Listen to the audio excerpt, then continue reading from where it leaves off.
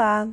Hoje, depois que vocês já tiveram conhecimento dos conceitos básicos de avaliação com as aulas da professora Sandra, nós vamos retomar alguns dos aspectos da legislação que ela já lhes ensinou e vamos pensar hoje sobre tipos de avaliação. Quais são os tipos de avaliação que eu posso fazer no interior da escola?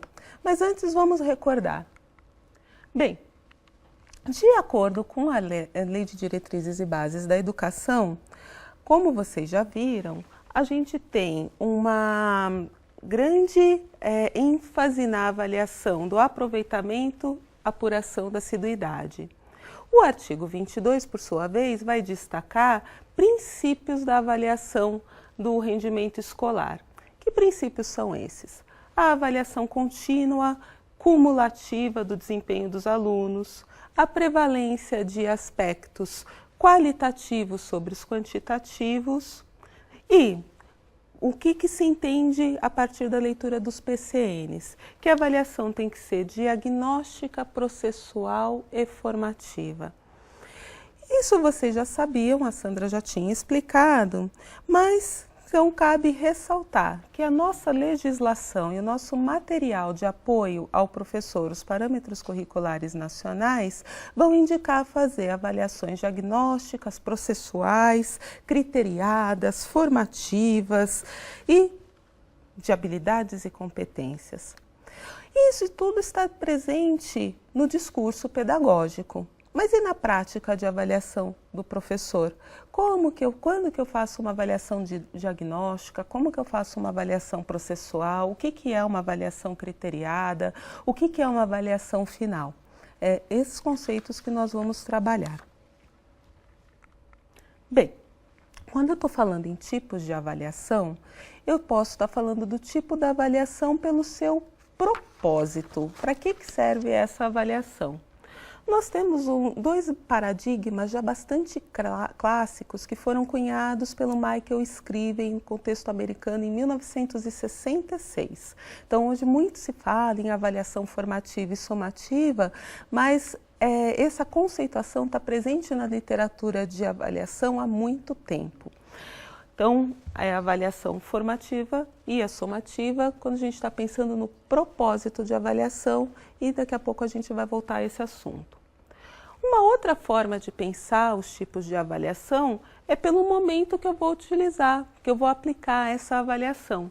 Então, pensando no momento, eu posso ter a avaliação diagnóstica, a avaliação processual e a avaliação acumulativa ou avaliação final, que é essa que a gente mais conhece, está mais presente aí na prática dos professores no interior das escolas.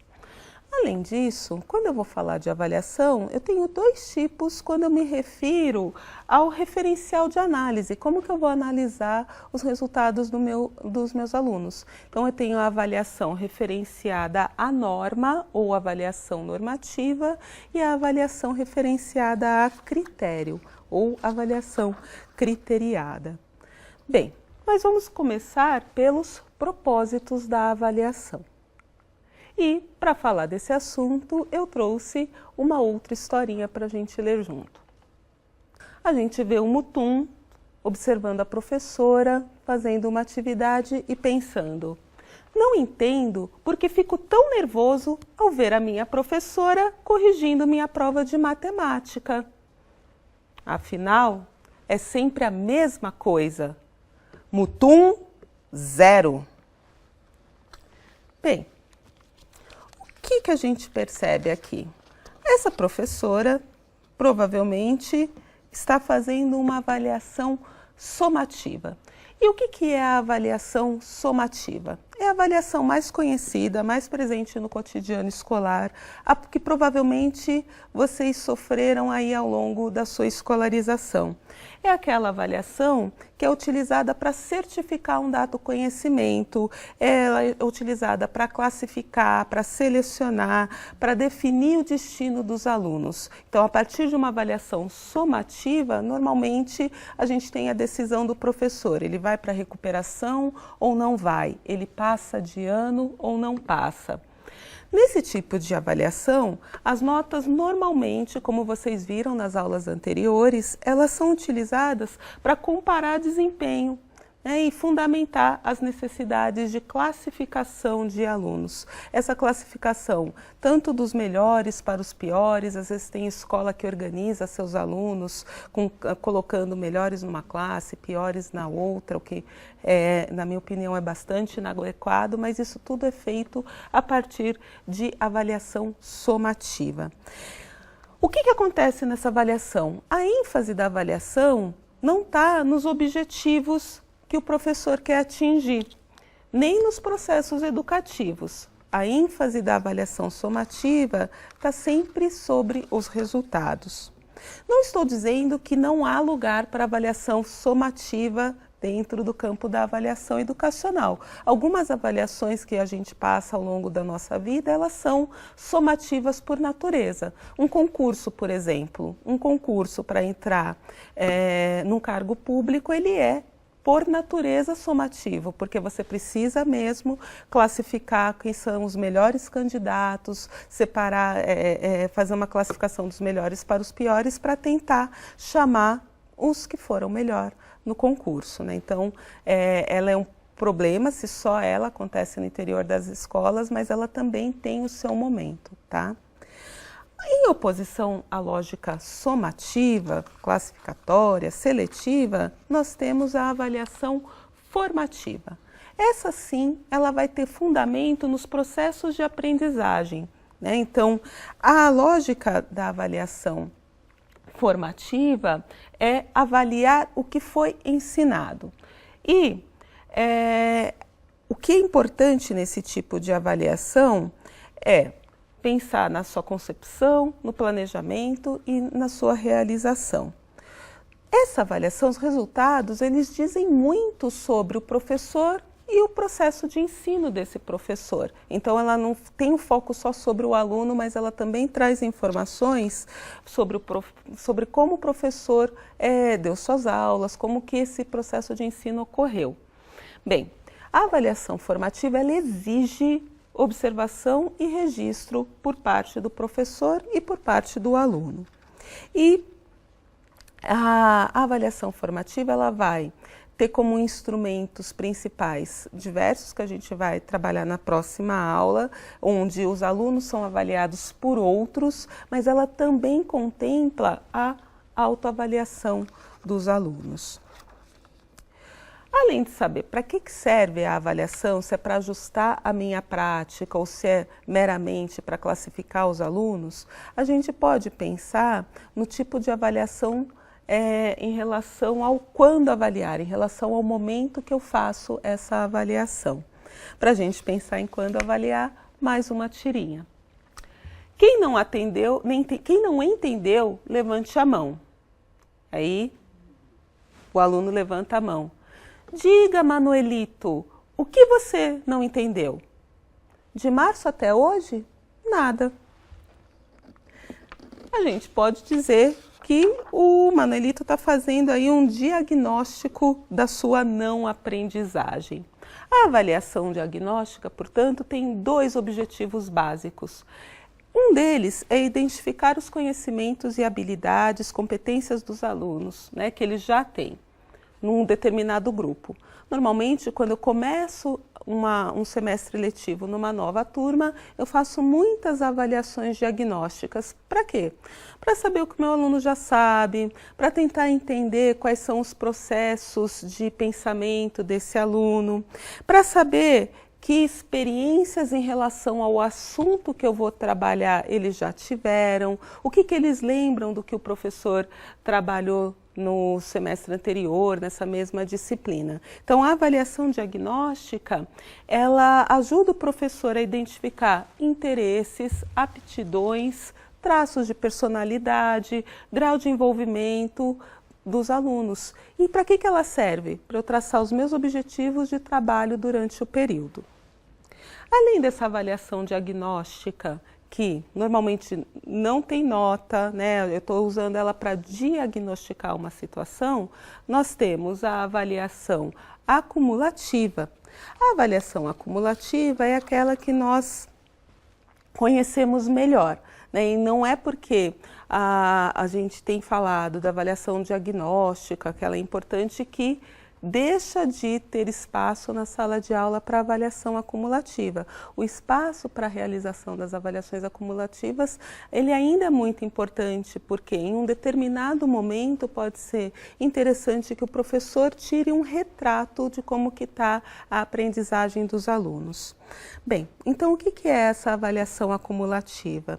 É aquela que vai ter lugar em momentos específicos do ano letivo, então normalmente a avaliação bimestral, semestral, avaliação final, e ela pode consistir na verificação de um percurso de formação, né? Então eu posso pensar a avaliação ao final de um bimestre e um semestre, ou ela pode ser a verificação de uma etapa de ensino. Então, às vezes, a avaliação acumulativa, por exemplo, que a gente conhece ao final do ensino médio, o Enem, é uma avaliação que tem como objetivo ajudar a gente a entender como que os alunos estão saindo em termos de conhecimento do ensino médio.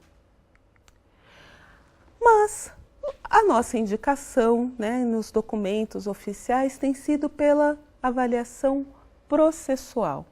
E o que é essa avaliação processual? Como o próprio nome diz, é a avaliação que vai ocorrendo ao longo do processo de ensino e aprendizagem. Para que ela serve? Por que ela é importante? Por que ela é tão indicada? Bem, a avaliação processual, ela permite que o professor acompanhe os seus alunos sobre diversos objetivos que ele tem para a aprendizagem dos alunos. Ele vai acompanhando como que o aluno vai chegando paulatinamente, adquirindo paulatinamente os objetivos de ensino que o professor queria que os objetivos de aprendizagem, perdão, que os professores queriam que ele atingisse.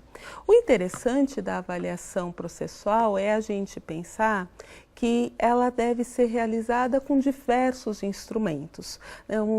Certa vez me disseram, professora, eu faço avaliação processual. Eu falei, é mesmo, professora? Como que a senhora faz a sua avaliação processual? Eu dou prova toda semana. Isso não é adequado em termos de avaliação processual, né? Na verdade, a professora, para aqueles alunos que ficam nervosos numa situação de avaliação-prova, ela estava aumentando muito as possibilidades, os momentos de nervosismo desses alunos. O ideal, quando a gente fala de avaliação processual, é o professor lançar mão de diversos instrumentos, em diversos momentos, com objetivos diferenciados, né? Ela é a avaliação que mais dá possibilidade aí de manejamento para os professores. Bem, a gente está falando das avaliações, quando fazer as avaliações, mas a pergunta que fica subjacente é, o que eu avalio? Bem, tem muita controvérsia em torno do que se deve avaliar. Houve uma época em que se defendia que nós deveríamos avaliar os objetivos que nós tínhamos de aprendizagem para os nossos alunos. Essa não é a única abordagem. O próprio Michael Scriven, que eu falei para vocês antes, ele defende a avaliação livre de objetivos. Ele fala que a avaliação tem que ser a avaliação do processo pelo qual o aluno passou. Não tenho que eu, professor, ficar preso a um objetivo, porque muitas vezes no cotidiano escolar nós temos objetivos que direcionam a nossa prática, mas muitas coisas acontecem. E aí eu vou deixar de avaliar, eu preciso também contemplar esse dinamismo do que acontece na sala de aula na minha avaliação. Além disso, houve um período, né, e que vocês já trabalharam, já conversaram nas aulas anteriores, em que o caráter técnico da avaliação foi muito enfatizado e essa definição de objetivos específicos para serem avaliados se tornou uma atividade meramente mecânica para o professor. Quando eu falo aqui que talvez que a indicação é que nós avaliemos os objetivos, o que a gente ensinou, é importante frisar que eu não estou falando de objetivos estanques, inflexíveis. Esses objetivos podem mudar ao longo do trabalho e é esse o desafio, né? Então eu tenho que pensar avaliações que sejam condizentes com o trabalho que eu desenvolvi aí ao longo do período da unidade. Então, a avaliação, nesse sentido, tem que sim estar relacionada ao que foi trabalhado na sala de aula. É lógico que isso nos leva a alguns desafios. É muito difícil, por exemplo, eu conseguir pensar em que objetivos eu vou ter que avaliar de tudo que eu trabalhei. E às vezes o meu trabalho ele está direcionado por objetivos muito amplos. Por exemplo, desenvolver a capacidade crítica do educando. Se esse é o meu objetivo principal, como que eu faço uma avaliação para ver se eu consegui, com o meu trabalho, desenvolver a capacidade crítica do educando? Esses objetivos muito amplos causam um desafio aí à nossa avaliação. O que a gente pode fazer aí nesse sentido? Esses objetivos, como eu falei, desenvolver a capacidade crítica, o pensamento crítico, a capacidade de apreciação artística. O que é a capacidade de apreciação artística? Cada professor vai ter um entendimento sobre o que é essa capacidade, não é?